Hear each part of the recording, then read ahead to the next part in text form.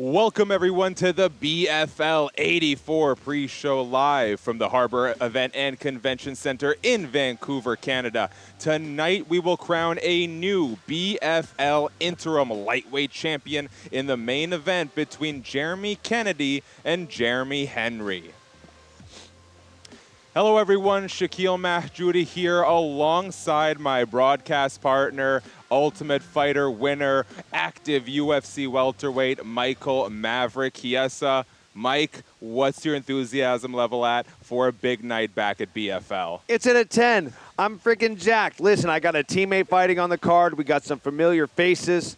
We got some mainstays. We got a grudge match. We got it all. I'm fresh off Contender Series. I'm ready to go. I'm ready to call some fights, and I'm excited we get to do this pre-show together to give you guys a little teaser before we head into tonight's main event. Whoa, and what a main event to start with. Quite literally BFL royalty back in action. Let's start there. Jeremy Kennedy, former featherweight champion, one of the most accomplished featherweights in this country, returns home, but the landscape is very different. He's moving up to lightweight. He's looking to become a two-division champion, but to do so, he must turn back former title challenger Jeremy Bad Combination Henry.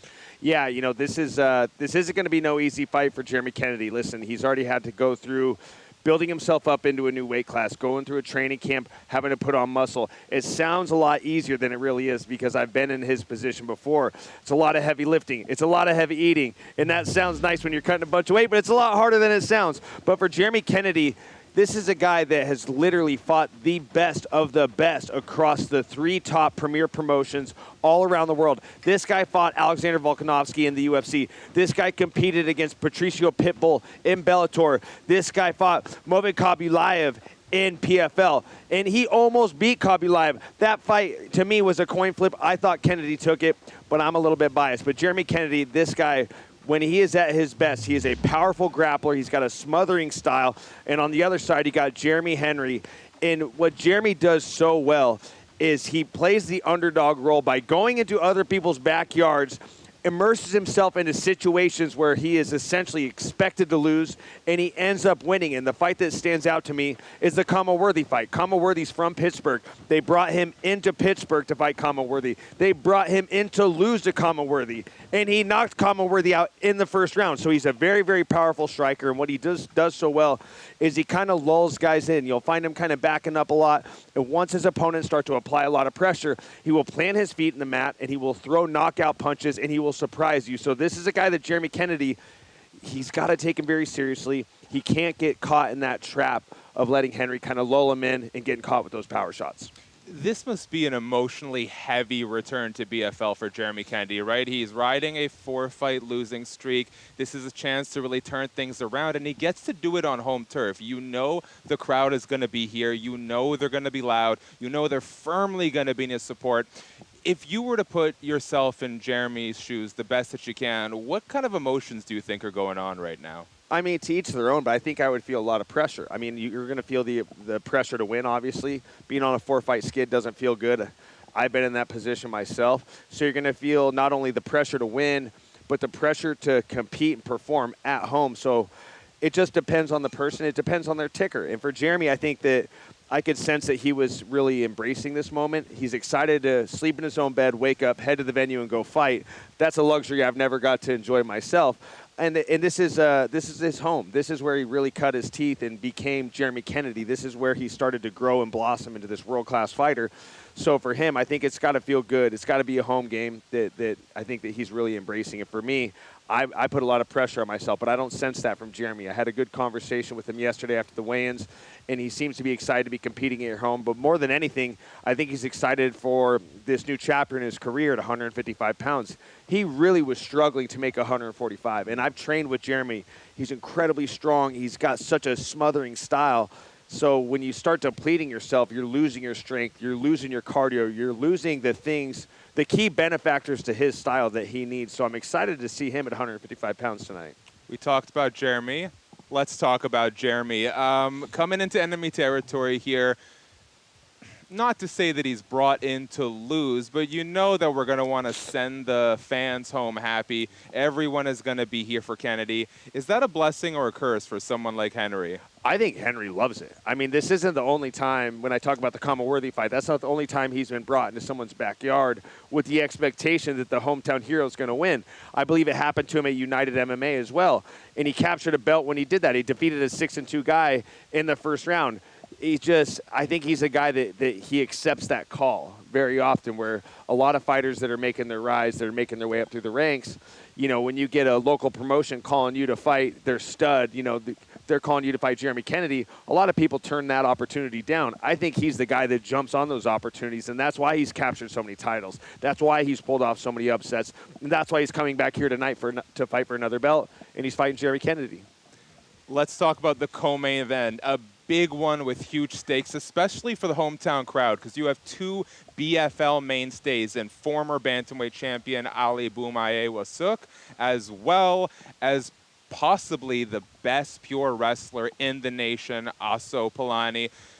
A lot at stake for both of these guys. For Aso, this is a huge step up in competition. This is the kind of fight that he needs to prove to himself that he is not only a wrestler, but he can translate the stills against really well-rounded competition. For Ali, he's coming off of a win, but he wants to be back in that place where he's the best bantamweight in the nation, no doubt about it, and this is a big step in that direction. It's a huge step in that direction, but a lot of the questions surround Aso Polani. This is a guy who's 4-0, and while he's a powerful wrestler, 4 decisions, nobody's really been able to test him to get him out of that wrestling shell. He's been able to stick to plan A through his first pro fights. But Ali Wassouk is a guy that is so well-rounded. He is so well-trained.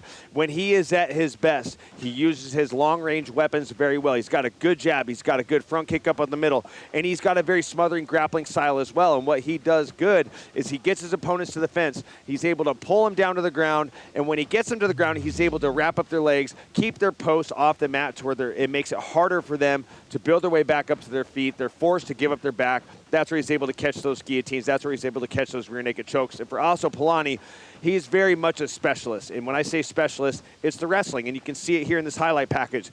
It's just a wrestling-heavy approach.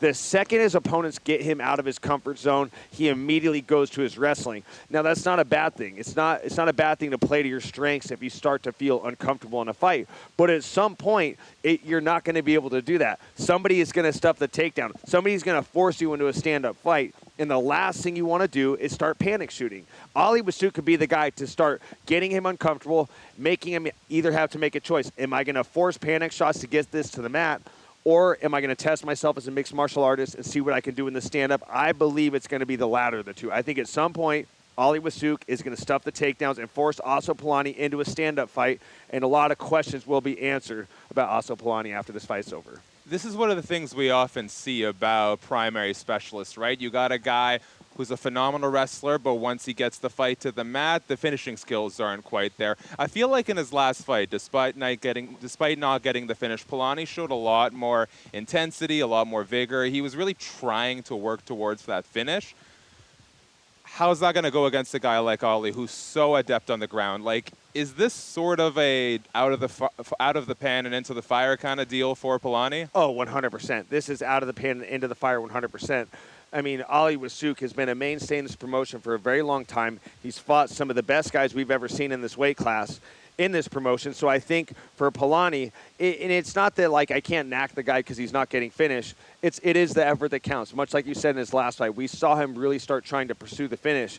And the further you go up the ladder in competition, the more violent you're going to have to be, the more you're really going to have to impose your will and try to finish fights, because it all boils down to this. Do you want to stay here, or do you want to try to break out and get into other promotions? When I'm talking about the UFC, I'm talking about Dana White's Contender Series. I'm talking about the places we've seen Jeremy Kennedy grow from BFL and move on to. And we would love to see a guy like Aso Polani or Ali Wassouk, both of these guys, keep winning fights here and move on to the bigger promotion and represent BFL on the big stage. But you got to finish fights. So let's see if Aso Polani can get out there and pursue a finish against Ali Wassouk. Next up, listen, I am a fan of the more technical aspects of the sport. I like a filet mignon, but sometimes a 7-Eleven taquito hits just right, and things got messy at the face-offs between these next two guys, veterans and contenders. This intriguing featherweight fight between Josh Quakowski and Tishay Guthro. Little messy, man. They don't like each other. They were supposed to fight at BFL83. It got scrapped at the last minute. Fortunately for us, this feud has simmered. It has now boiled over, and we got a proper grudge match.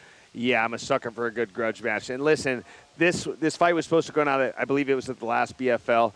I'm glad it got booked again for this one. And I love a good grudge match, and I love the style that these guys bring into the cage. With Josh Quakowski, this guy is the epitome of a pressure fighter. He wants to walk you down on a straight line. He really sticks behind his jab, changes stances as he moves both directions, and just swarms you with volume. If you try to throw those naked low kicks, he's going to meet you with punches, and it just never stops. He fights at one speed from pillar to post, from bell to bell. He's going to fight at one speed, and that maybe doesn't sound very complimentary, but it really is, because what I'm saying is he doesn't fade. He's going to apply that pressure and that volume for 15 minutes or less. And on the other side, you got Tishay Guthro. Anybody from Niagara Top Team is going to be a tough out. They are so well trained. You look at the stable of fighters that they have there. They got Chris Prickett as the wrestling coach. You got guys like AJ Jeffrey. You got Mike Malott. You got just a stable of killers, and they're all so well rounded. They're so well conditioned, and they all do a very good job of blending the wrestling and the grappling and the complete package of mixed martial arts. They put it all together very well, and they're just very gritty fighters. So expect Guthro and Quakowski to be a very gritty fight. Okay, Mike, so walk me through the pre-fight intensity that happens here. They're supposed to have their face-off, and our BFL president actually had to step in before things escalated, because Josh brought like a bottle of Pepto-Bismol, gifts it to Tishay, and Tishay quite literally throws it right back in his face. What's going on?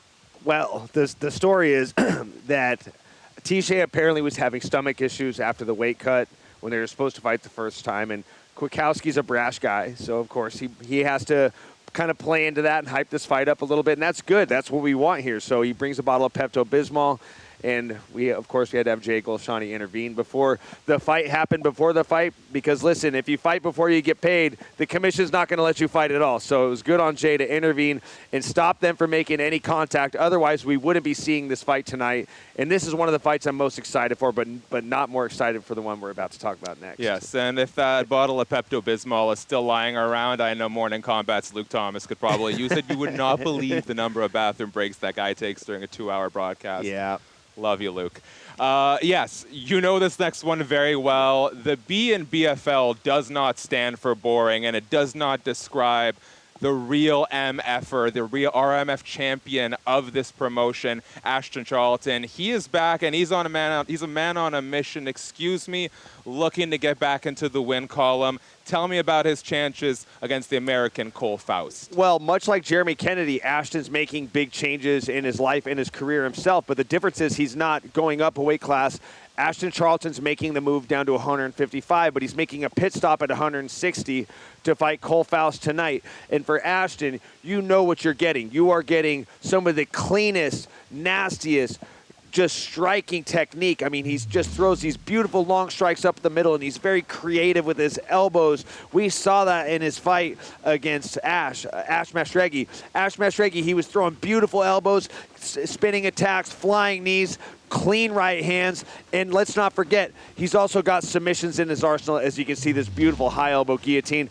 And for Cole Faust actually has a lot of similarities to Ashton's style. Obviously, he's the much shorter fighter, but he does a good job fighting on the outside. He's got a really, really good left hook, and when he lets loose with his combinations, he really times them well. He doesn't throw meaningless strikes. Everything he throws serves a purpose, and the purpose is to knock you out. And just like Ashton, he also has submissions up his sleeve, but he's much more of a leg lock specialist. We've seen him win 2 of his fights as a pro by leg lock, which shows he's very confident in his grappling. Because to drop for a leg lock, you essentially have to fall to your back, take your 2 lines of defense, which are your hands, and attach them to your opponent's limb while they have both of their hands free to punch you. What does that tell me about Cole Faust? He's a very confident fighter, and he's not afraid to take chances. So this is 2 guys that are willing to lay it on the line and take chances to put on a very exciting fight for the fans. I do not think this one gets out of the first round. I think it's going to be Ashton Charlton that gets his hands raised, but may the best man win.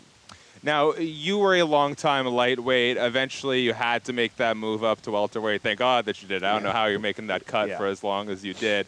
We see a lot of times with regional fighters, them bouncing up, them bouncing down, them taking the fights they can. Tell me a little bit about Charlton's journey and how he's sort of finding where he best fits in MMA. Well, I mean, you saw in the Mac Larson fight, they looked like they were in two separate weight classes. I mean, Mac Larson was so big, and, you know, Ashton trains alongside me. He trains alongside guys like Chase Hooper. One of our other guys on the rise, Jaden Ortega, we're all welterweights. Well, Chase Hooper's a lightweight, but he's the size of a welterweight. And so Ashton finds himself in the mix with the three of us as the smallest guy. And while he doesn't lack skill, Ashton, if you go from a skill standpoint from anybody in our gym, especially the striking, he's going to get graded an A+. Anything that involves striking, he's getting an A+. He's the best striker that our gym has ever seen. And I'm talking, we've had guys like Sam Sicilian in our gym who's got the fastest knockout in the history of The Ultimate Fighter. So Ashton being our best striker, his biggest struggle is going to be not being the biggest guy at welterweight and having to deal with guys in this weight class that historically, welterweight's been the most wrestler-heavy weight class in the history of mixed martial arts. So for him, after training with Chase Hooper particularly, that's when we saw, like, it's time for him to go down to 155. Chase is way bigger than he is. It's just time for him to go into his optimal weight class. So I like that we're doing this pit stop at 160, and I'm glad it's against a total stud in Cole Faust. Cole Faust is, I mean, this guy's a total killer. 4-0, just devastating submissions, knockout power. He's the complete package. And it was good for us to see how Ashton made his way down to 160. It was very, very easy. He didn't struggle. He was very disciplined. He was coming off a knee injury. So for him, he spent all this downtime focusing on his strength conditioning, his rehab, and just making this cut very easy. So he feels that the next fight will be at 155 pounds, and he definitely has his eyes on the lightweight title. You predicted a first-round knockout. Now, I'm going to assume that's because of how much potential and how highly you value Charlton. Tell me a little bit about where you would rank Faust relative to the other guys the RMF champ has faced. I would say that Faust he's right up there with the best guy that Ashton's ever faced. I think the toughest fight that Ashton's ever had was definitely Mac Larson. I mean, Mac Larson was like that. He was a man on a mission. He was fighting for a bigger purpose. And not to mention, you know, he's very skilled. He's very big. He possesses a lot of the similar skills to Ashton. A lot of good striking technique, good elbows, good knees. And I just feel like it was the size that was the difference maker in that fight. But I think Cole Faust is going to be the guy that's got that O. When you're undefeated and you have that 0, you have a different type of confidence. It's something that you just feel unbeatable. And when I got that sense from Cole at the weigh-ins, and it wasn't an arrogance, it was just a confidence that this guy really is one of the best. He feels like he's one of the best guys in the world, and I think that he wants to go display that tonight. He's not going to back down from Ashton. Even if Ashton's hitting him with big shots, I think Cole's still going to try to walk him down, stick to his game plan. I truly believe he thinks he's going to win this fight, and I think he's going to win it. He believes he can win it in devastating fashion. The good thing is, it goes both ways. Ashton probably feels the same way. So it's going to be a fun fight. I think it's going to be the most exciting fight of the night. Now, that caps off the main card for BFL84, but it's not going to be long until you and I are doing this again, Chiesa, because BFL85 is coming up in no time at all. We will be back in October to support UFC Fight Night, Ranier de Ridder versus Anthony Fluffy Hernandez, part of that 4-man sort of middleweight Grand Prix that's happening right now. Tell me a little bit about what we can look forward to and some of the big BFL names that will be repping Vancouver that weekend. Well, we're going to see Radley De Silva, who's fresh off his Dana White Contender Series win. While he didn't get the contract, he put on a very dominant performance, so we're going to get Radley back in there. We're also going to see Adam Posner, who unarguably, Adam Posner is the biggest prospect in the country. Adam Posner, he's young, he's hungry, he's undefeated, he's big for the weight class. I mean, to me, he's the complete package, and I have the feeling that Jay's going to bring in a very big test for Adam Posner to try to get him over the hump and get him into the bigger promotions. We're going to see the mainstay Dan Kayak. He's going to be coming back, so we're going to bring out a lot of the big names from BFL are going to be competing, and I think it's the perfect way to kick off this weekend of proper fisticuffs here in Vancouver, because we're going to have, like you said, RDR versus Fluffy going down in the main event for UFC Vancouver. That's going to be incredible. A lot of good fights on that card. So you know that Jay's pulling out all the stops for BFL85 to kick off fight week here in Vancouver. So it's going to be a good week for us. Now, one BFL mainstay we won't be seeing on that card, but for very good reason, is Rodrigo Cezinado. You are an Ultimate Fighter winner. You are now sort of passing that along. Rodrigo is in the finals for his weight class on Tough. That fight will take place at Noche UFC. And just to make it sweeter, he was on your team second round pick, if I'm not mistaken. Tell me a little bit about Rodrigo, how you've been preparing for that fight, and what's it been like, especially for you as someone who's worked with Rodrigo here at BFL, to see the way he's progressed to the finals of the Ultimate Fighter? Well, when I knew that he made the roster, I told DC, I go, no matter what happens at this combine, we're taking Rodrigo first. I know how good he is. You just have to trust me on this one. And throughout the combine, DC saw what I saw, and he's just like, yeah, we're going to take him first round. So he was our first welterweight pick. And I talked to Daniel Cormier today before we got started here at the desk and just wanted to check and see how Rodrigo was doing. He says he's in shape. You know, he rolled his ankle and wasn't able to compete in the finale at 319. But we kind of like the spot that he's in right now competing in Noche because we feel like he's not going to be buried on the prelims. He's going to be in a better spot. This is a great fight. I mean, Daniil Donchenko, he's tough as nails. These guys are really going to get after it. They're very familiar with each other after spending 4.5 weeks training together. But Rodrigo being down at Daniel Cormier's is the perfect fit, and you can expect him to be in very, very good shape. I know that they are working very hard. DC's actually trying to, he keeps getting me to come down there to train. I keep telling him I'm going to come down. He's like, you're afraid to work hard. I know you're afraid to work hard, so just don't tease me like that. And I'm like, I'm not afraid of hard work, DC. I've been working hard my whole career. But that just tells me he's pushing Rodrigo. He's going to show up in peak physical condition, ready to capture that title and bring the Ultimate Fighter trophy home to Canada. Man, you say Canada, and that's such an important part of this. It's been a while since we've had a real elite Canadian, and should Rodrigo win the Ultimate Fighter, he's got his work cut out in front of him, but all the potential to do so.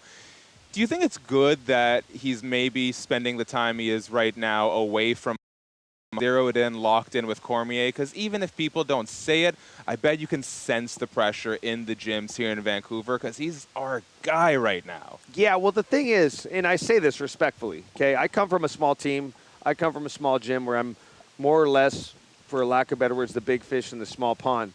Sometimes you got to get out in the ocean and swim with the sharks, and that's essentially what he's doing right now. Look, he's got great training partners here. He's got great coaches. He wouldn't be where he's at right now if it wasn't for the team that he has here. But it's best for him to go down in the ocean, go swim with the sharks, go be around Daniel Cormier. Daniel Cormier, his energy is contagious, and it's so good for him to be around, to me, the greatest mixed martial artist of all time, and take in some of that energy, take in some of that knowledge, polish your wrestling. I mean, let's just be honest. The path to victory for Rodrigo Cezinando is no secret. You are fighting a Ukrainian striker. What are we going to do? We are going to take him down, and we are going to dust off that Brazilian jiu-jitsu and chase submissions, find positions to do ground and pound. And Rodrigo he's very proficient on the feet as well. So it's not like he's going to be out of sorts if he's not able to take him down, but there's no better place to go polish your strengths than being with Daniel Cormier and his wrestling staff down in Gilroy, California. He's doing all the right things. I truly believe, and I knew this from day one, this kid's going to win the Ultimate Fighter. It doesn't matter who he fights in the finals. He's going to win this thing. Michael, let's wrap up on this. It's serendipitous that UFC is coming into Vancouver, so let's treat you all to a little bit of a fight night preview. Ranier de Ridder and Anthony Fluffy Hernandez, two of the hardest working guys in the middleweight division, and they're going to headline this card. It's not necessarily a tournament, but you've got Caio Borralho and Nassourdine Imavov headlining UFC Paris this Saturday. And Dana White has said, I'm not promising anyone a title shot based on their ranking. The sense I've gotten from talking to all four men is that whoever wins their fight in the most impressive fashion, whoever makes the best impression on the UFC, that is the guy in the best seat to fight Khamzat Chimaev for the middleweight title. Ranier de Ridder, I think this might be his fourth fight this year, or at least in a 12-month span. He's closing up on Kevin Holland. I don't think he was planning on being this active, but opportunities keep coming his way. After beating Robert Whittaker, he really established himself as a guy who's won maybe 2 fights away from a title shot. Anthony Fluffy Hernandez, I have been banging this drum for a long time. Yeah. He has a way to make people look weak. He breaks them down, he's in your face, and he does not stop until you quit. The only person to ever stop Roman Dolidze. Now you got these 2 guys. I feel like Anthony finally has his shine on him. People are starting to respect him. RDR overcame that kind of rough start against Gerald Mearshart by leveling up against his competition. Who do you got? Who do you think ultimately comes out of this as Khamzat's next opponent? Well, at the end of the day, we've seen this, especially throughout the course of these 2 years. The octagon jitters are a real thing. Whether most guys come from major promotions, the Patricio Pitbulls, the RDRs, the Aaron Picos. If they don't lose their UFC debut, they win it in very, for lack of better words, just unexciting fashion. And we saw that with RDR. He kind of fumbled around with Gerald Mearshart in a fight that he was pegged to win clearly. But since then, I mean, this guy has been on an absolute tear. He's a wrecking machine. He's a 2-division champion for one FC or 1 championships, however, I always call it 1 FC. But 2-division champion for another major promotion. He's long. He's got great grappling. He's very true to that Dutch style of kickboxing. He's got that devastating left knee. And for Fluffy, I mean, I've been banging that drum with you for a long time. I mean, Fluffy's my guy. I feel like Fluffy is like the second coming of like that Diaz brothers type of like 0 F's given type of style. His speaking etiquette is far from clean. I mean, he says the F word every other word, smokes a lot of weed, doesn't give a crap what anybody thinks, trains his ass off, is always in shape, and he puts on great fights. He absolutely sunned Roman Dolidze. I mean, he choked him and just like dropped him and walked away. I mean, he absolutely sunned Roman Dolidze, and that was a guy that was an 80cc hopeful for a long time, a guy that was expected to test the grappling of Fluffy Hernandez. But I think there's no test stiffer than RDR when it comes to the grappling because of his frame. The guy is huge for 185 pounds, so I think he's going to test Fluffy with those front chokes. May the best man win, but I'm a big-time Fluffy guy. I'm a homer, man. I think that that's going to be the fight where we're going to find out who the next contender is at 185 pounds, because I feel like Caio Bahayo and Nasruddin Imavov could get too tactical. Those guys are 2 tacticians. I think it's going to be a good fight, but it's going to be a very tactical fight. I think Fluffy and RDR is going to be complete chaos, and it's going to produce a finish. So let's see if Fluffy can come amidst the chaos and come out with the #1 contender spot at 185 pounds. Guys, big 30 days of MMA. BFL84 right now, BFL85 next month. And capping it all off is UFC Fight Night, Renier de Ridder versus Anthony Fluffy Hernandez.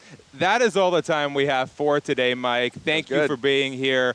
Now, things are a little different this time. Prelims are underway. Please go out, guys. Get out of your house. This is the post-pandemic era. We have local partners hosting the prelims tonight. You can find that information on our Instagram. Go check it out. Party, get loud, have fun, and we will see you back at 6:30 p.m. Pacific for the main card exclusively on UFC Fight Pass. For now, head over to your local bars and we'll check in with Craig Nielsen, cage side. I'm going to get some ice water. Thanks, Shaq. And Mike will be joining us here cage side in just a couple of minutes as we await our very first fight here at BFL. It's going to be a fun one. I'm Craig Nielsen. Welcome, everybody. Thanks so much for watching here. My broadcast partner, former BFL world champion David Showtime Perron, and I, we're going to, as well as Mike, is going to come sit down, like I said, in just a couple of seconds. We're going to kick things off here at BFL84. Dave, we got a great card, especially that main card coming up in a little while on UFC Fight Pass. A lot of good fights tonight. Another stacked card. Looking forward to it. Big undercard. A lot of exciting matchups, man. It's going to be a good night. Yeah, it's going to be fun. We're just awaiting the fighters to come down. We're going to have a look here at the main card graphic and just show you who is taking on who tonight. The main event of the evening. It's going to be lots of fun. We've got Jeremy Kennedy, a longtime veteran of BFL, taking on Jeremy Henry. Co-main event, a couple bantamweights. It's Ali Wazouk and Aso Palani. at 160 pounds, a catchweight fight between Ashton Charlton and Cole Faust. Josh Quakowski takes on Tisha Guthro. There was some fireworks in yesterday's weigh-in between those two. Derek Bergen and Dan Baxter square up at welterweight. It's Josh Lamb and Manny El Hefnaoui going head-to-head. Bertie Lou takes on Rafael Willett at lightweight. In the bantamweight division, it's Sita Mani taking on Jordan Maloche. And the ladies kick things off on the main card. Rachel Hofer squaring off against Joe Maisonneuve. And coming up here locally for BFL 74, 15 years of BFL. This is the prelims, which we're going to get going here in just a second. The main event of the prelims is for the amateur lightweight title. It's Julio Alvarez versus Anthony Palumbo. We've got Saber Ibrahimi taking on Jonathan Hutchinson. In the featherweight division, it's Luke Laurino against Vic Rana. And coming up next, it's the welterweight contest between Matthew Rafael and Cameron McKay. And we're about to get going here. We're just waiting for Mr. McKay to make his appearance. Should just be any second. And like Shaq was telling everybody, big weekend coming up, October 16th to 18th. The UFC coming to town on the 18th. Yeah, we have familiar faces tonight, a few new ones, and then first fight of the night here, as we can see, is Matthew Rafael versus Cameron McKay.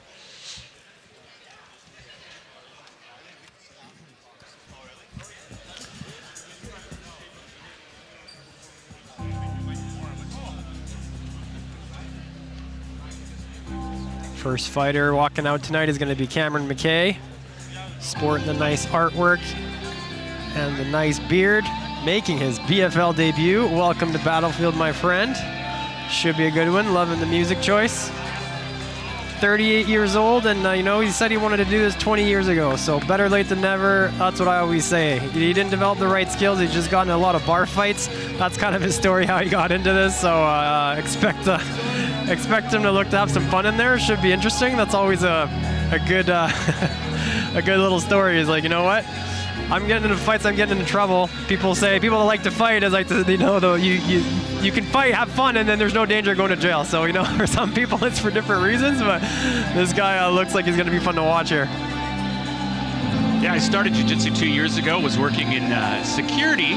Said he didn't have the tools quite to subdue some people, so he's been working on hand-to-hand combat and some wrestling, and he said that helped in that job. I have a feeling he's going to be a bit more on the striking side, so it should be fun to watch here. He said he also has a full-time job as a set builder for films, and now he's the one behind the camera getting ready to walk into the BFL cage for the very first time. He just wants people to know, he's here to compete and give it all he can, and he's actually looking to hurt his opponent, so he's coming with bad intentions, and he says he's not nervous at all. It's just a fight.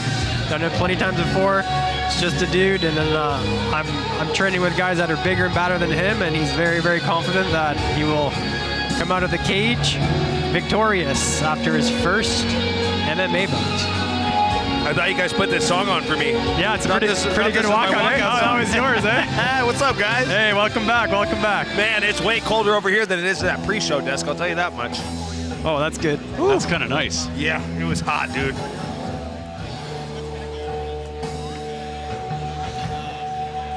And here's Matthew Rafael fighting out of True North Jiu-Jitsu in Coquitlam, making his second BFL appearance. Lost back at BFL 68 to Kevin Giroux in the first round. He succumbed to a rear naked choke. 26 years of age, has been training for 4 years. He says he started because he liked to play Street Fighter growing up.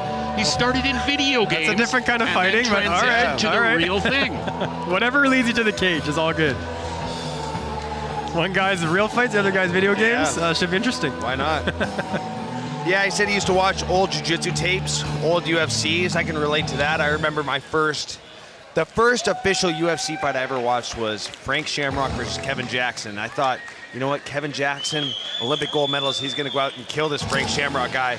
And then I watched Kevin Jackson take him down and get caught in an armbar and lose from a guy being on his back. And I was like, my mind was blown. It blew a lot of people's minds there. It was an eye-opener to the world of jiu-jitsu there. Yep, but he's been competing in jiu-jitsu tournaments the last 5 months. He's done 5 jiu-jitsu tournaments, 12 in total. So he feels there won't be any nerves. Loves the submission game, so it's safe to say I think that the plan is to take this guy down and start submission hunting. I think that's pretty clear. Yeah. We got a brawler versus a jiu-jitsu artist. We'll see what prevails here. Yeah. Nice first matchup of the night. Yeah, that's what I love about fighting, man. Styles make fights. Never know what's gonna happen. No. Knockout submissions, like last night, last fight card we had was just non-stop finishers. It was pretty crazy. It was an early night, so Yeah. we'll see. First fight goes for all of us and all of you. Well, the curtain jerker always sets the tone, so let's see what happens here. Correct. Yeah. And if you can see there, I see Ash Mashragi looking like he's gonna break out of that shirt. Looking yoked.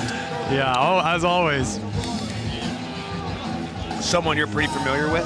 Yeah, I am. So as are you. You got your boy fight tonight. How are you more excited or nervous? How are you as a coach? I would rather be in the driver's seat personally. Yeah.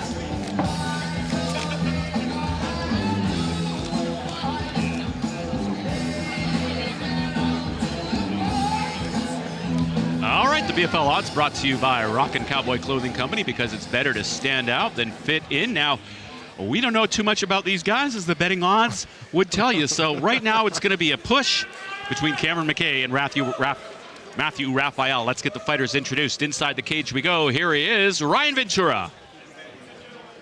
Ladies and gentlemen, welcome to the Harbour Convention Centre in Vancouver, BC, the fight capital of Canada, as the Battlefield Fight League presents BFL84, live and exclusive on UFC Fight Pass.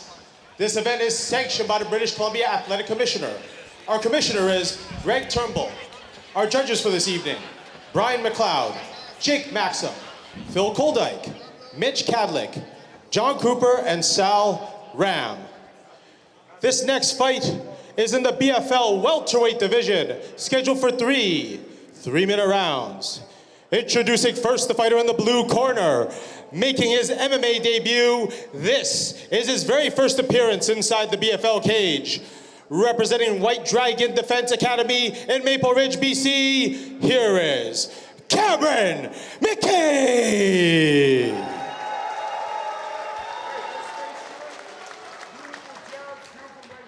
And now introducing his opponent in the red corner.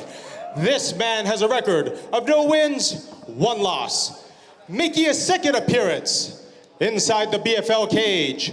Representing True North Jiu-Jitsu in Coquitlam, BC. Here is Matthew Rafael. And your man in charge of the action is John Cooper. All right, John Cooper is in charge, scheduled for 3 3-minute rounds. Cameron McKay is in the blue and white. Matthew Rafael, he is in the black. I'm going to go on a limb here and say this one will not go the distance. No, but it don't jinx it. A lot of fun. No, I know it. Oh! Right away comes into the flying knee. Oh, and here goes the brawler style. I like it. Uppercut, and then as expected, Rafael goes for the takedown. Uses the cage to stay up, but it doesn't shy away from the punches. It's not, as he said, he's not intimidated. He's not scared to engage. And we know that Rafael does want to take him down. What was that stop for there?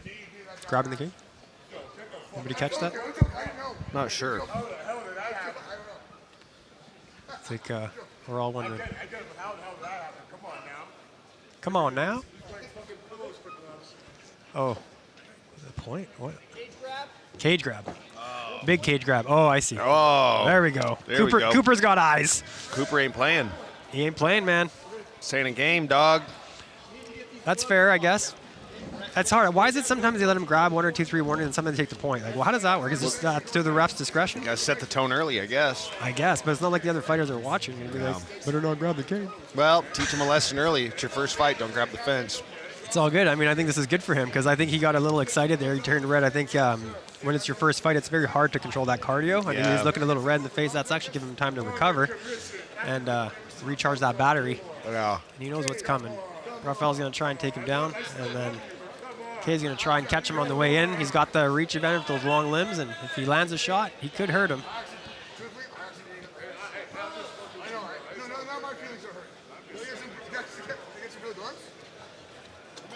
Seems to be taking abnormally a long time here. So apparently, Cameron McKay's gloves are the wrong gloves. He's got pro gloves on versus amateur gloves. Oops. That is a no-no. So this is going to take a few minutes here. Wow, that is crazy. To change them. So a little bit more padding on those gloves there. I don't know who signed those, but somebody missed something. Uh-oh. Someone's in trouble. It's going to take a while. All right. So, what were you saying about being in the driver's seat? Yeah, right.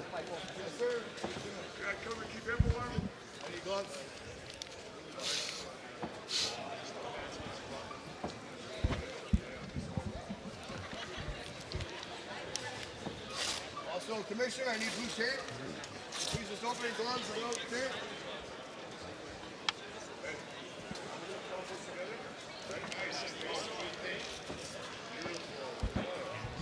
Yes. Well, so you see there, Cameron McKay is getting his glove changed. We've got a few minutes. Let's talk about the main card a little bit. It's going to be fun to welcome Jeremy Kennedy back to the BFL cage. Haven't seen him for almost 10 years, I believe it is. That's crazy. Last time he That's fought so at BFL, cool. and then he went on to Bellator, UFC, a couple other promotions. Everywhere. That's going to be cool to have him I mean, back. this is a guy, if you think about it, he's fought the best champions in all of 3 of those promotions you just named. He fought Alexander Volkanovski before he became featherweight champion. That's crazy. He fought Patricio Pitbull in his crazy. last Bellator What fight. a resume. Yeah, I mean, he fought the PFL champion and almost beat the PFL champion. Yeah, I mean, that was a good fight. To me, it was a coin flip fight. I actually watched that one today when I was running on the treadmill. So, I mean, he's fought the best of the best.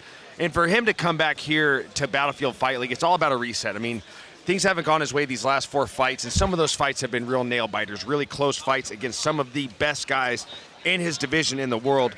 So he's taken a step back from that high-level competition to get a reset because he's going up to 155 pounds. And it's long overdue for him. He's got a huge frame. I think that this is the optimal weight class for him, especially with his style. I mean, I can relate to him being a grappler myself. A lot of people question if whether or not my style would translate to going up to 170 pounds, and it has. So for Jeremy, I think that this is going to be the right move for him. I think it's going to be great to see him come back here, get his feet wet, feel out this new weight class, and then immerse himself back into that Shark Tank at 155 pounds in PFL or wherever he ends up after this. But I'm excited to watch him fight tonight, and I'm excited to call his homecoming fight. Yeah, it's going to be lots of fun. Jeremy Henry, we haven't seen Jeremy Henry here in the Battlefield cage, but what do we know about him and his fighting style? Yeah, no, he's very unorthodox. I thought we did see him. Didn't we see him a little while ago? Yeah, I think we've seen him once. He came out walking, dancing and jumping knees. All right, we're going to reset position here. Wow. So the glove change has been orchestrated. And then back to where we were, and then Rafael. And the chaos ensues. Going for that leg hard, and then nice uppercuts. Not worried about the defense there is McKay. Just going up. You see Rafael trying to wrap up the body. But you can see McKay's a tough dude. He's just brawling in there. He's like, but gets it now. He's thinking of the neck, but that's very common. I've been guilty of that myself. When you first start off, you get neck seems attractive, but then for a good grappler ends up on top. It's a good way to get people down. Yeah, and you see there on your screen that Matt Rafael is the betting favorite at -300. 2 minutes to go here in a prolonged round number 1. Yeah, this is like a pride round. It's been 10 minutes. Yeah. Rafael's being smart here. You can see he's just trying to tire out his opponent because he's using a lot of energy defending there. Rafael, he's okay here, not exerting energy, threatening that arm, and then you can see by the way the leg education, as my sensei used to say, he's not really doing much to get out of that position. So this is good strategy by Rafael to just tire him out, get that gas tank a little lower, and then try and do your thing, going for that neck. I mean, he doesn't have to wait if the opportunity's there, but yeah, I don't see much defense there. He's got it. Not too much defense there. And then, there's the tap. And Rafael's strategy worked out for him. Stuck to it, and it definitely paid off. And that's why he was the favorite. Betting odds brought to you by Mavic. Mavic supporting the next generation of fighters. Next generation of fighters could include Matthew Rafael as he takes the victory here. Definitely jiu-jitsu coming in clutch there. This is... You can see here, this is where it was the beginning of the end here. Grabbed the neck, got the takedown, and once he hit the mats, Rafael was pretty sticky on him, really focused about controlling his opponent, and McKay wasn't able to get out of it, and once Rafael just jumped to his back, snatched up the neck, and there was a quick tap. Yeah, absolutely. And in the end, the gentlemen, the gloves meant nothing. No. Yeah, that was that was interesting. That's pretty funny. Not something you see every day. No. Two different styles of gloves going face to face.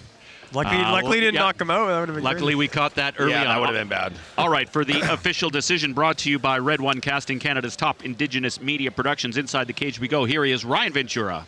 Ladies and gentlemen, referee John Cooper is called for a stoppage at 1 minute, 34 seconds of the very first round. For your winner, by tap out due to rear naked choke, the fighter in the red corner, Matthew Rafael! There we go. Evens the record to 101. That's going to feel good. Nice one by Rafael there.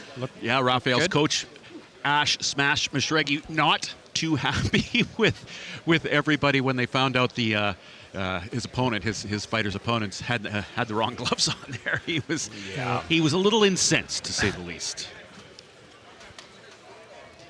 Though he's looking pretty happy right now. Yeah, that was a good win. Going Great debut. Kid looked good. Great passing. Love the way he set up the pass to Mount, threading the Kimura. A lot of good stuff. A lot of promise. Looking forward to seeing him compete here again. All right. Next up here on the prelims, gentlemen, is a featherweight contest between Luke Laurino and Vic Rana.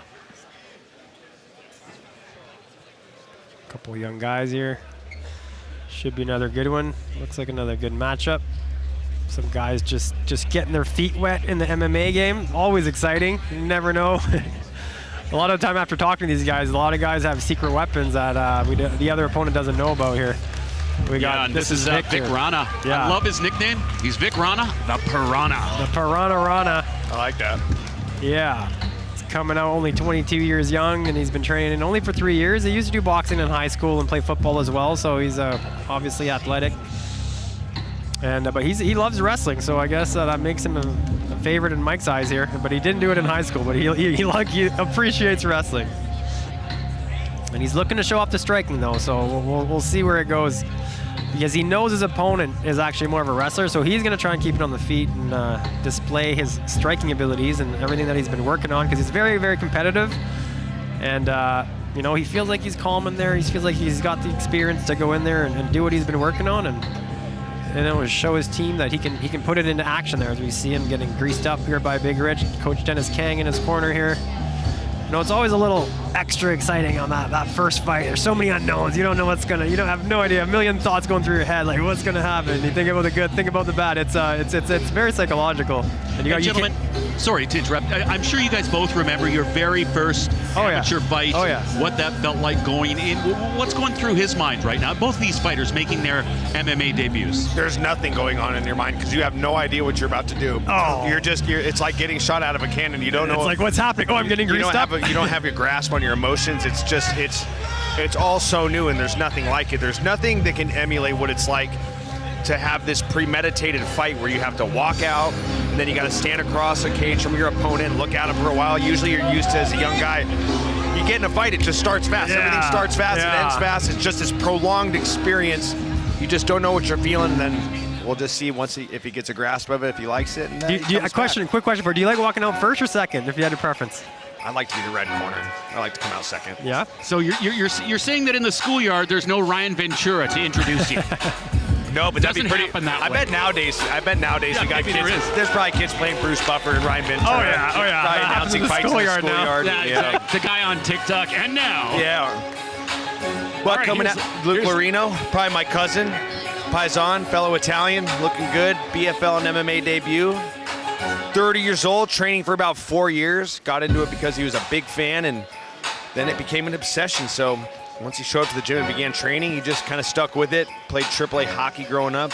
Very competitive. I'm sure a lot of these guys up in Canada probably started out playing AAA hockey or hockey of some sort. Oh yeah, that's what we do up north. Yeah, we find some guys come into the sport. They were fighters. They were fighters on their hockey teams too. Yeah, so these are my boys here. Like my, that's Coach Nabil. He was the first black belt under Eddie Bravo in Canada. I mean, this guy's like amazing leg lock, amazing jiu-jitsu specialist. We got Coach Ken, the Hitman Tran, the big Muay Thai influence. So obviously he's been training in Titan MMA, and these guys train hard and they fight a lot. They got a lot of active fighters. So this is going to be a good fight. Very good fight. Very excited to see this one. Could go both ways. Both good schools. Both guys look to be in pretty damn good shape for walking in there for the first time. So these guys aren't just doing it just for fun here. These guys are looking to get a streak going and work their way up the ranks. We'll see what his wrestling prowess does. He trains some with a fighter we're going to see in the co-main event on the main card. Aso Palani has been training him in wrestling, so we'll see what pedigree of wrestling he brings into his very first fight. Yeah, everyone that trains with Palani has nothing but praise. We're going to check out the tail of the tape, the BFL odds, brought to you by Rockin' Cowboy Clothing Company, because it's better to stand out than fit in. And once again, gentlemen, because both are making their MMA debuts, we don't really know anything about them. So you see here, it's a push. Everything's NA. Let's get the fighters introduced so we can find out a little bit about these fighters. Inside the cage we go. Here he is, Ryan Ventura. Ladies and gentlemen, this next fight is in the BFL featherweight division, scheduled for 3 3-minute rounds. Introducing first the fighter in the blue corner. Making his MMA debut, this is his very first appearance inside the BFL cage. Representing Pinnacle MMA in Richmond, BC, here is Vic Rana, the Piranha.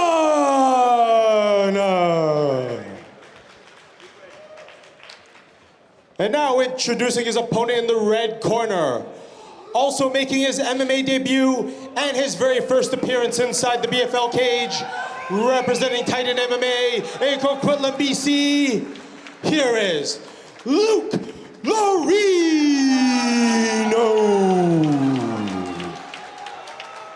And your man in charge of the action is Sal Ram.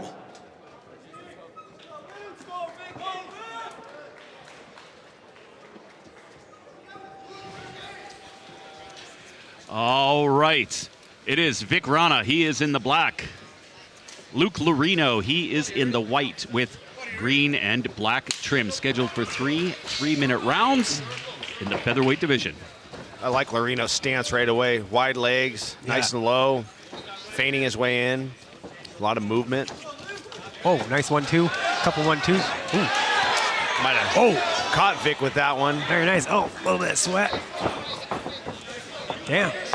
Oh, nice little kick there by. Oh, nice shot. Oh, man. These guys are going. Laurino's getting after it. And now he drops down a double. Nice takedown. Beautiful double. Very nice. Good flare. Not letting go of that neck, though. That's what I was talking about the first fight. Very common mistake when you started. You get that neck, guy gets the takedown. Very costly. Might get caught in a Von Flue choke here. Seems like he's all right. And now he's on top. Guy's got the old nickname on his butt. Oh, he's got the arm here. He's going to probably get a Kimura. He's going to have to turn a little bit, get his hips out, turn towards him. And then Rana might reverse the position here. Wow, very interesting way to get out of the Kimura. Yeah, but Laurino's kind of staying on that Kimura right now. Oh, he still has it? Can't see from this angle. You can hear Coach Dennis Kane calling for Vic to get his head in Laurino's chest to block that Kimura. There we go. Uses the knee, frees the arm. And now Rana on top. That was a pretty high-paced first minute there. Things settling down a little bit. Punch to the body, nice little knee to the body. That was nice. Looks like felt that one. And then back to the feet we go. I'd like to see Laurino get back to that low stance. Yeah, that was get back to working behind that jab. Get back on the front foot and stay off his heels. Nice. I like how he's like throwing that toe kick right to the abdomen. It landed a couple times. Oh, big shots just misses, and now it's Rana with the takedown. Minute to go here in the first round. Yeah, Rana did a good job just shooting underneath the right hand of Laurino. Yeah, it was good timing. Yeah, he really winged that right hand, which created a perfect lane for Rana to shoot. Pretty effortless takedown. Now, let's see if he can posture and pass here. I like what he's doing with the collar tie. And obviously this is amateur bouts. There's no ground and pound to the face. So he's doing a good job working the body. Nice. Switching the knee on belly with the shots there. I like that. Not bad. Laurino trying to use the cage to get out, but Rana's doing a good job staying heavy, sitting on his opponent. Vic could go to S-mount right here and get the triangle, because you can see Laurino's got that underhook of the right leg of Rana. Sneaking Maybe looking in for like a deep half, but he could almost step his right leg underneath the head of Laurino and go to an S-mount, but instead he's opting to sit in half guard and land ground and pound. Trying to sneak in a little top triangle from there. First round. Nice, even, nice. I guess I said first half Laurino, second half Rana. I almost felt like Laurino had a bit of adrenaline dump. He came out guns a-blazing, and as soon as he hit the ground, it looked like he was maybe got a little bit tired.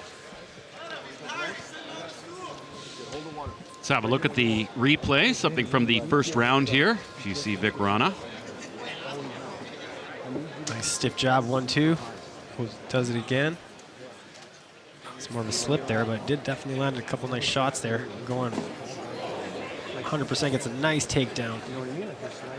Almost gets the mount, and then reversal by Rana. And then here is the other takedown, which was the second half of the first round. Quite an even first round here. We'll see where the tide turns here in the second, which is a pretty good matchup so far. See if Laurino had time to recover and finds that wide stance that you like there. Here we go. The corner of Luke Laurino telling their fighter that they think Vic Rana is maybe a little bit tired. I mean, they're both probably a little bit tired. They're in a fight. There's nothing wrong with a guy sitting on the stool. I was pretty confused by that.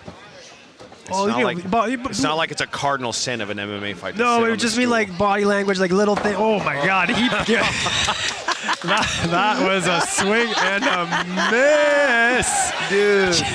He almost did a front flip. Dude, he looked like he rocked himself. Oh my God. Oh my goodness. That was pretty good. Oh my God, no, that was interesting. What do you call that? Takedown. That's one way to pull guard. Oh, That's what I call it. A fake overhand guard pull. Yeah. Interesting.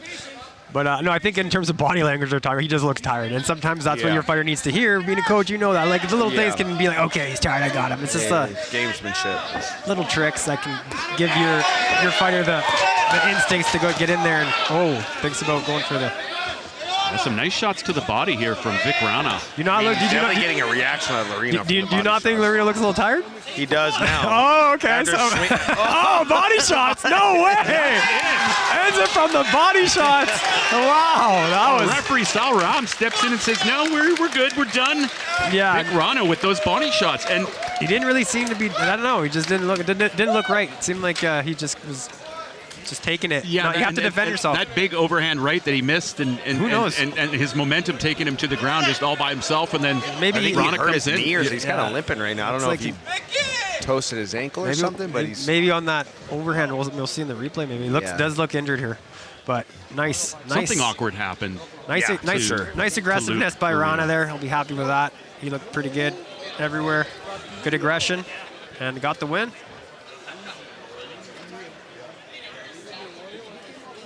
Yeah, it looked like he was landing some shot just right into this. I'm not sure if it was the liver side or not that he was landing on. It was his left side. It might have been his left side he was landing on. But like it's repetitive. Like he was standing tall, and he was actually getting a lot of power behind those standing punches. And when you're already a little bit tired, those body shots can really add up quickly. All right, the decision brought to you by Red One Casting, Canada's top Indigenous media productions. Inside the cage we go. Here he is, Ryan Ventura.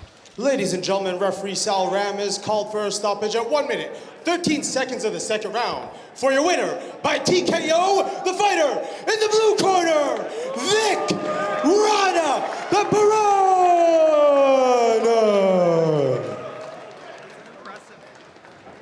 Aggressive striking from the top there. It's not always easy to finish with body shots from that position here. Let's see. I want to see the right hand. There. Oh, yeah. I think he kind of tweaked his ankle a little bit. I think in the knee when he landed awkwardly. Something. It's very weird. Yeah, you can looks see a little his, injured his here. face, he's kind of... Something's not right. Yeah. Yeah, he's Interesting. messed up. Nice work by the ref there. Something was weird. But sometimes what they say is those punches that you miss are almost just as tiring. So he really, like, he over committed and it just landed awkwardly, which might have just accidentally, like, injured his knee. That was very weird. Weird, but nevertheless, nice W for the All right. Our next bout coming up, featherweight division. Got Jonathan Hutchinson squaring off against Saber Ibrahimi. 2 for 2, guys. First round finishes, just saying. Yeah, looking good.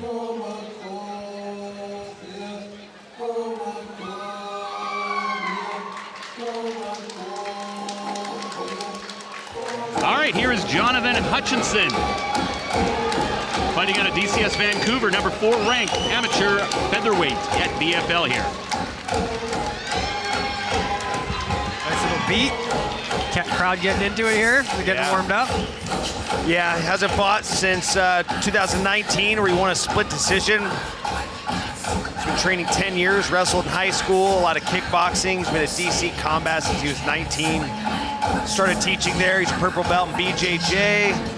His goal is to be just a good all-around fighter. He enjoys pushing the pace and being very technical and also savvy on the ground. Obviously likes to train with Stuart Cooper at DCS. Stuart Cooper, very, very accomplished black belt. The guy's a stud.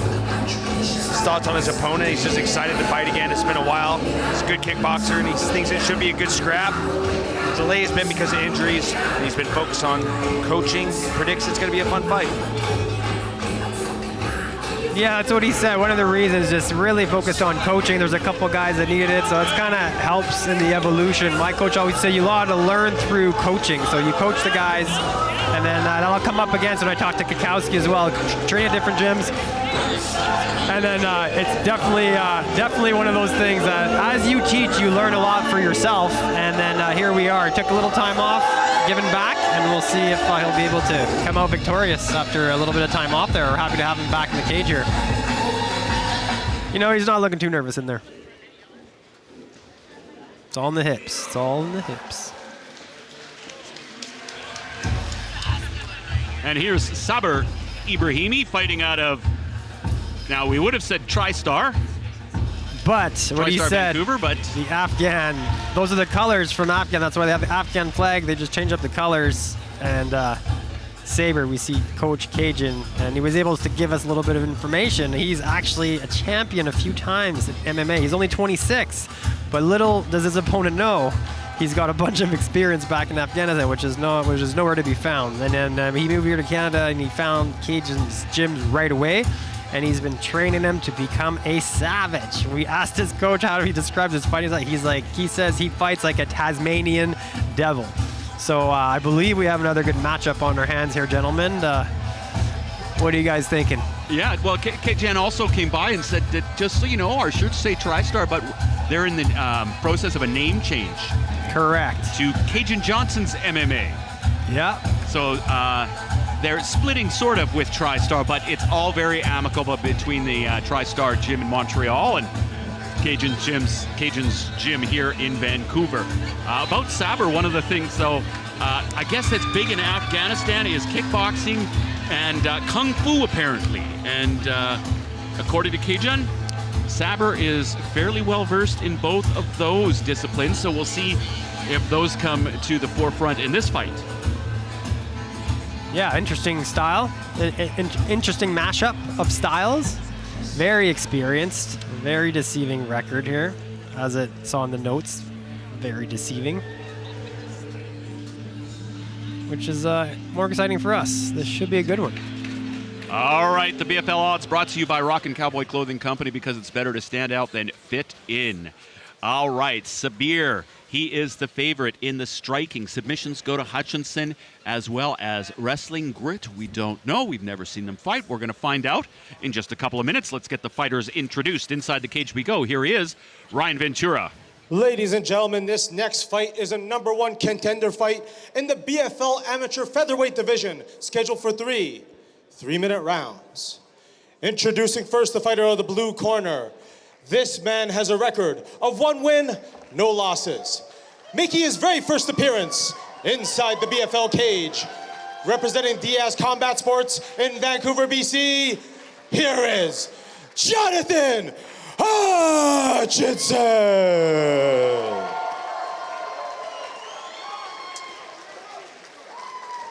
And now introducing his opponent in the red corner. This man also has a record of 1 win and no losses. Making his second appearance inside the BFL cage, representing K-Jan Johnson MMA in Burnaby, BC, by way of Afghanistan. Here is Sabur the Saber Ibrahimi. And your man in charge of the action is Phil Koldyke. All right, Phil Koldyke is the referee. Jonathan Hutchinson, he is in the black. Sabir Ibrahimi, also in black, you see there, with the red tape. Incredibly Hutchinson relaxed. with the blue. Does Ibrahimi look incredibly relaxed in there? Scheduled for 3 3-minute rounds.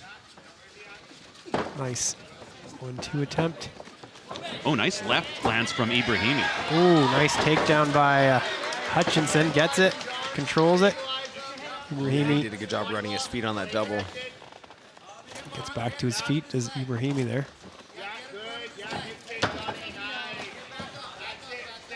Good control by Hutchinson.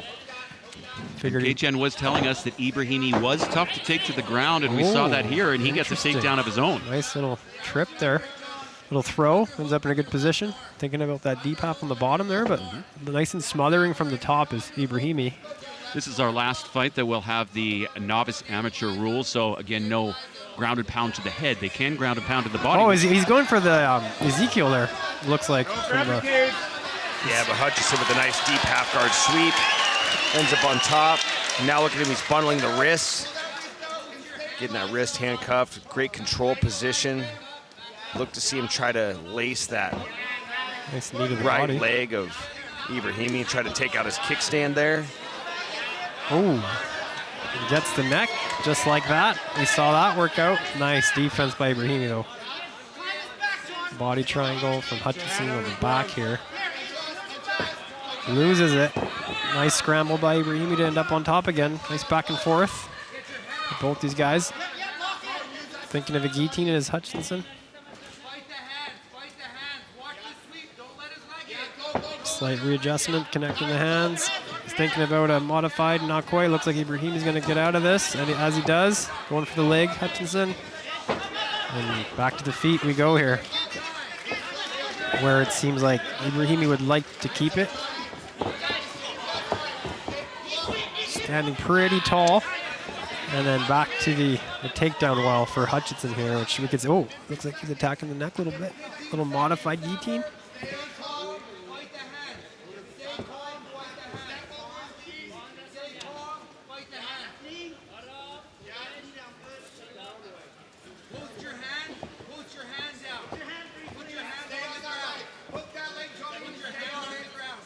Good control on top for Hutchinson here. He's not, overexerting his energy, but he's being heavy and threatening a little bit. Good control as he's winning the round from positions here. Being heavy on top. Final 10 seconds of round one here.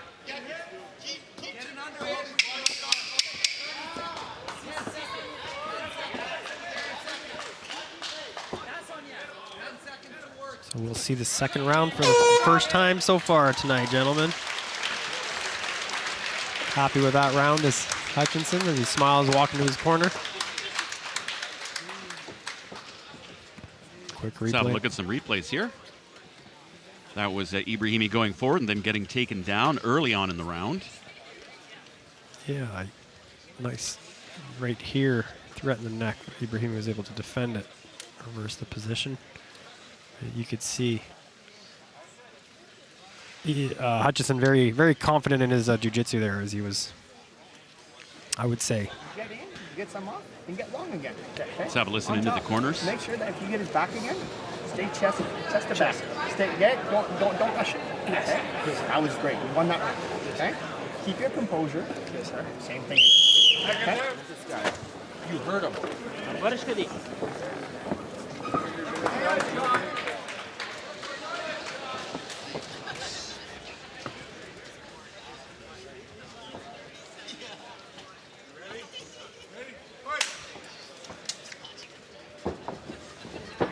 All right, round 2.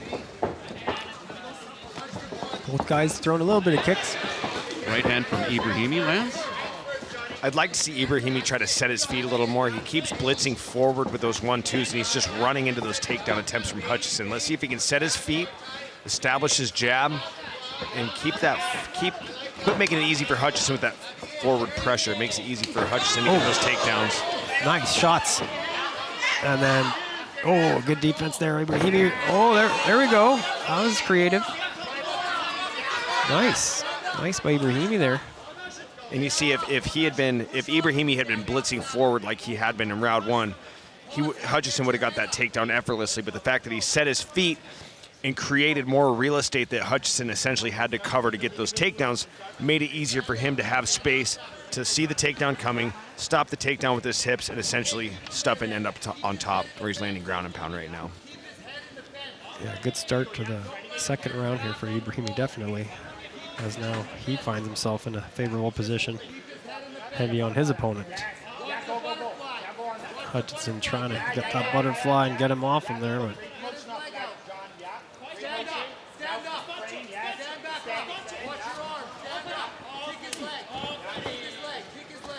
halfway here, round 2. Oh, nice Almost body a kick to a grounded opponent. That was pretty close.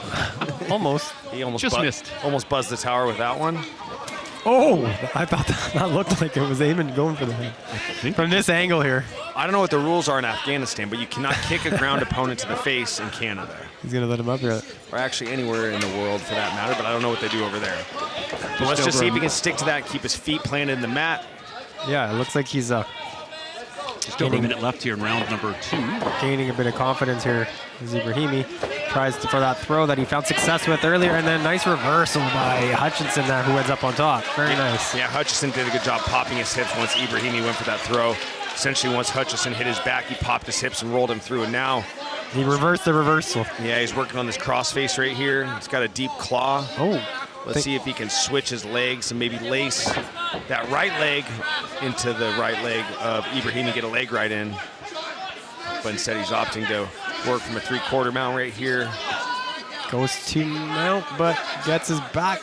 It's kind of going back and forth as Ibrahimi doesn't quite want to give him his back. Oh, goes for the neck there, but it's kind of on the side there, and now he gets his back. Oh, this could be trouble for Ibrahimi. That's looking kind of deep. Ooh, oh yeah. There we go. Nice submission by Hutchinson. 12 seconds left here, round number 2. Very nice. Jonathan Hutchinson pulls out the victory, improving to 2-0. Good patience. Sees the moment. Beautiful submission there by Hutchinson. I'll be happy with that.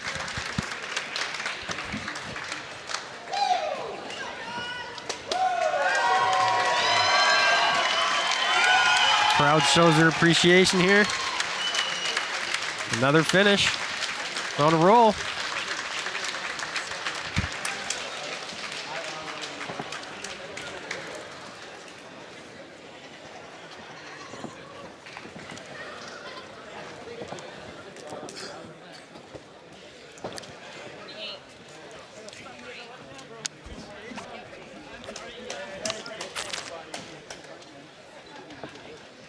There is the victor, Jonathan Hutchinson.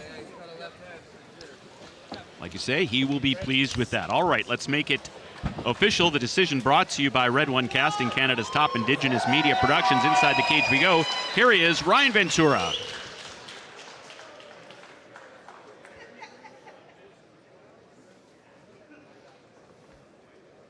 All right, here he is one more time, Ryan Ventura.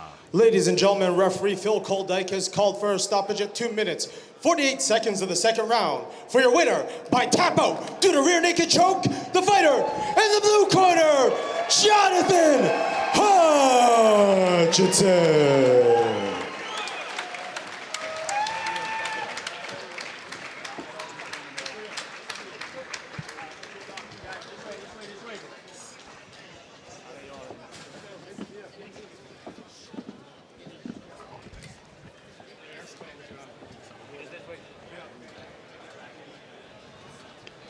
That was another interesting matchup here. Here's the finish. He just grabbed his back, and he was there under deep too quick. The defense just wasn't there, and then he just squeezed, and it's just a matter of time. If those hands aren't in there, if your chin is not tucked, as we saw in the first round, you got to be quicker with that on the defense, or else it's going to be a little nap for you. But very nice jiu-jitsu there for the purple belt. All right, coming up, the lightweight title bout. It is the main event of our undercard tonight. Julio Alvarez, and Anthony Palumbo. Alvarez versus Palumbo. We got some cool names going on here. Should be another good fight. Oh yeah, look at that swag. Anthony Palumbo making his debut. Yeah, veteran of 30 amateur Muay Thai fights and holds multiple titles as well. Been training Muay Thai since he was 8 years old. To describe his style, he's very explosive, very aggressive. Lots of kicks, lots of striking movement. He says he fights like Ilia Topuria. That's a bold comparison, considering that Ilia Topuria did not come from a Muay Thai background. He actually came from a grappling and wrestling background, but nonetheless, I'm excited to watch Palumbo, see what he's got. He says his opponent's a great fighter, but his level does not even come close to his. I mean, this is another example of what I'm saying is that hidden background. He actually has 37 Muay Thai fights, and he has earned 8 Muay Thai titles. Like, his opponent does not know that, neither did we, and if I hadn't spoken to him, it's his MMA debut. That's over 45 scraps. There's belts. Like, that's a little something you might want to know when you're stepping in there. But that's what happens when it's like, you know, different countries, different arts. If it's on the record, it has to be pro MMA. So that's one of those things. A little surprise. I got an arsenal coming. I got multiple limbs coming at you. So it should be interesting to how it plays out. It's more than 20. It's literally 37. But yeah, that's the little surprises we get when we're coming with guys without a background or an experienced pro background. Fans are in for a treat again with this one. Matchup is looking pretty good so far. Palumbo fighting out of Airdrie, Alberta. Shout out to Airdrie, Alberta. Yeah, shout out Airdrie.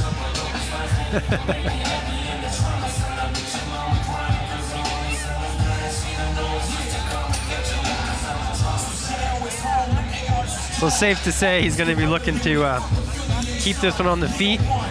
Let him bang, bro. Let him bang, bro. Yeah, looks like he wants to. He doesn't think it's going to make it till the end. Yeah, he's looking to show off his nice kicks, his striking. Let people know that, you know, it's not his first rodeo as some of people might think.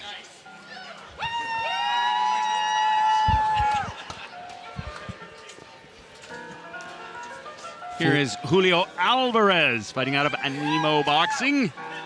Feeling the beat here. I like it. Here we go.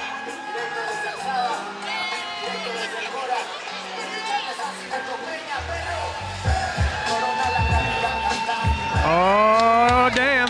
Here we go. Yeah, he's a current BFL amateur kickboxing champion, so this fight bodes well to stay on his feet. Vámonos. He's ready to rock, man. He's actually undefeated in North American kickboxing, so he's got quite a background himself. He's current BFL AMI kickboxing champion, and he had an impressive KO victory back at BFL79, so we have seen him before back in the cage, ready to put his striking on display. He's very, very confident in his boxing, also has Muay Thai experience, blue belt in jiu-jitsu, but he doesn't think he's going to need to rely on that at all because he's looking to knock his opponent out. And yeah, he's been training really hard. Is still working on his jiu-jitsu, but you know, you stick to what you love. Keep the fight standing. As we said, both these guys prefer to keep the fight standing, so expect some fireworks. A lot of familiar faces walking out with him. See Dennis Kang there. I believe that's Josh Quakowski, who we're going to see later on the main card. Jared Ravel. Coach Jay Johnsey there. Jay WK. Johnsey. Oh, there it is. Oh, he's on crutches. Damn.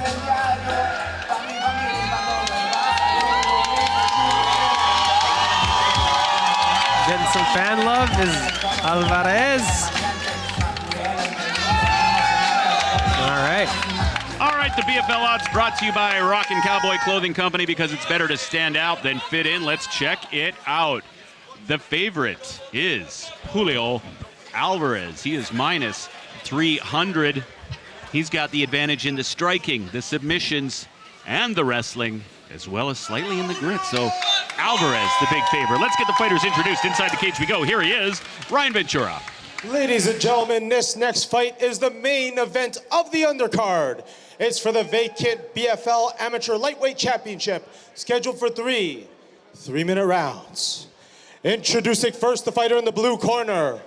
Making his MMA debut, this man is a veteran of 30 amateur Muay Thai fights and holds multiple titles. Making his very first appearance inside the BFL cage, representing Airdrie Martial Arts Center in Airdrie, Alberta. Please welcome Anthony Palumbo.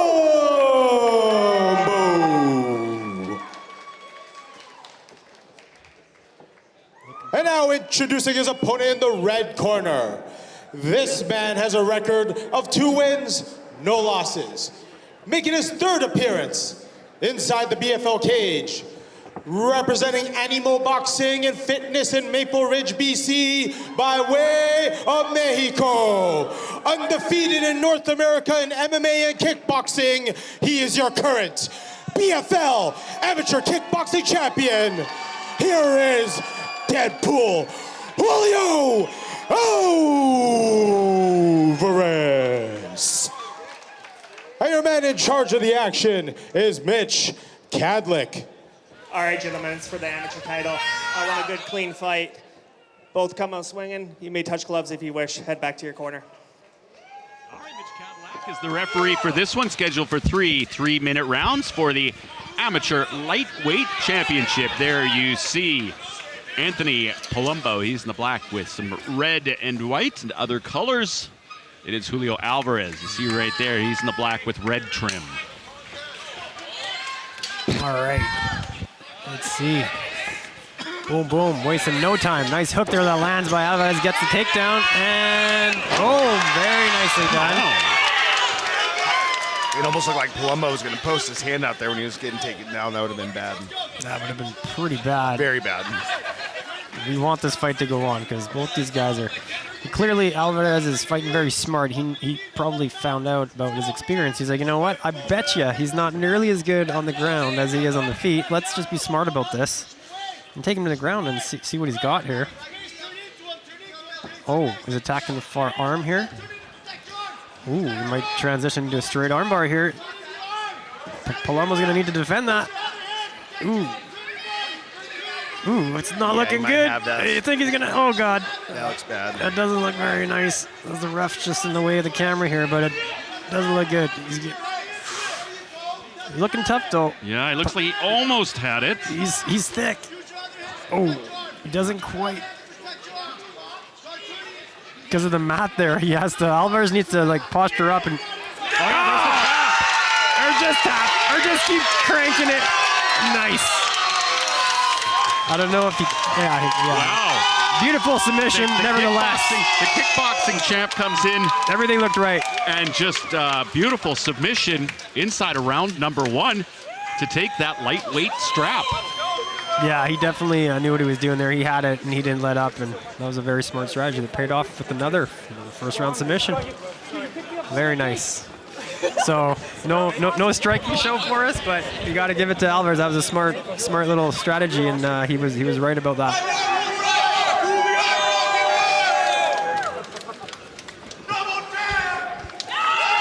Double trip. Crowd shows their appreciation, and we'll definitely be seeing more of him right away here. Didn't take very long. He just caught the kick, and then right away got a takedown. A little bit of hang time for the camera.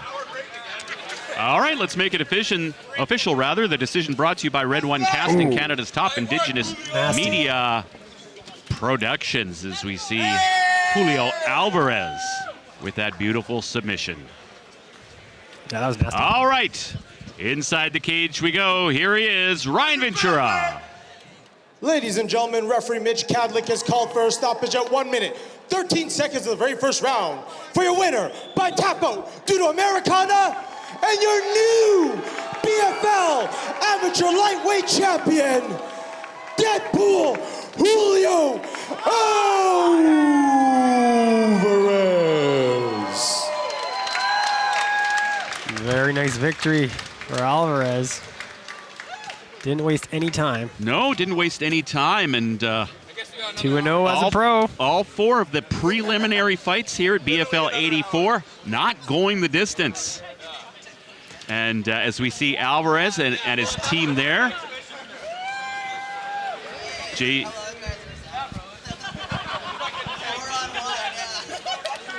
Dennis Kang congratulating his fighter. All right, so some exciting fights here on the prelims of BFL 84, like I said. And gentlemen, in just about almost exactly 1 hour's time, we are going to be on UFC Fight Pass for the main card at BFL 84. 9 fights on that main card, including a great main event, a great co-main event, the main event, Mike. We've got Jeremy Kennedy coming back to BFL, taking on another Jeremy Henry. Yeah, that's going to be an incredible fight. Jeremy Henry's got this knack for coming into people's backyards and playing spoiler to the hometown boys. So it takes me back to the Commonworthy fight. They brought him in to Pittsburgh, where Commonworthy is from, in a main event, and put him in a fight that Commonworthy was supposed to win. It's supposed to be a feel-good fight for the hometown boy. And what does Jeremy Henry do? He turns around and knocks out Commonworthy. So, of course, he's going to be that guy when, for a lot of pros as they're coming up, you're going to get the phone call to get the opportunity to fight in big fights that are kind of tailor-made to the hometown guy. And a lot of fighters turn those fights down. And I feel like Jeremy Henry's the guy that answers that phone call, and when he does, he shows up and he shines. That's going to be a fun one. Dave, that co-main event, we'll touch on that one. We've got Aso Palani and the former champ Ali Wazouk. Yeah, that's a pretty good matchup. I mean, Ali, we see him on almost every Battlefield card. The guy's like a machine, trains all the time, extremely well-rounded, former champ. I mean, we know what he has. He's very good at setting up the takedowns and has a beautiful submission game, and that's obviously what he's going to go for. But now he's facing an undefeated wrestler, 4-0. No one's been able to solve him. That's going to be the riddle that see who comes out on top experience versus national level wrestling. That's really what's going to... That's the questions. It should be a very interesting matchup, but both guys are at the top of the heap there in their weight class, so 3 and 5, it should be a very interesting matchup. So I wouldn't miss that one for the co-main event. That's going to be a lot of fun. All right, that wraps it up for the prelims here. Thank you for joining us. So in 1 hour, approximately 1 hour, 7 o'clock Pacific, 10 o'clock Eastern, join us on UFC Fight Pass for the main card at BFL 84.